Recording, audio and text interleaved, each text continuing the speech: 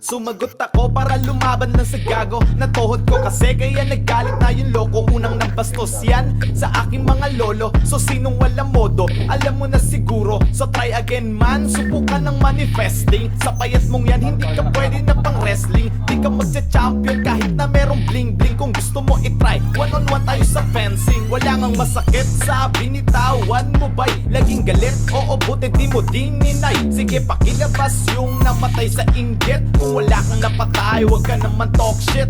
Parte ng katawan mo ang may ulo barilin. Hirap mo mang gawin, huwag mo kaming aningin. May gusto pa bagsakin ay sarili mo din. Matulog ka na lang pagkatapos mo namnamin. Wanna be na brisin niya, ha ha ha ha. Ikaw na ba yung Chris Brown nakakatawa? Mayat maya ang pagpatak niya nakakakaba. Diaper na ilagay mo nang kumakalma ka. Kasi mahirap talaga napigilan boy.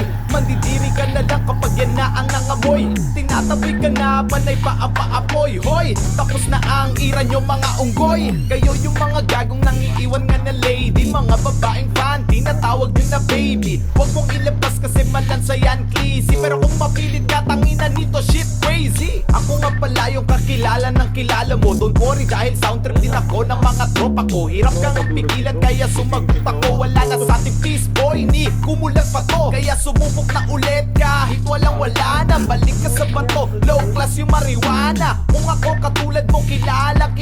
Bawat galaw nakakatakot kakadala na.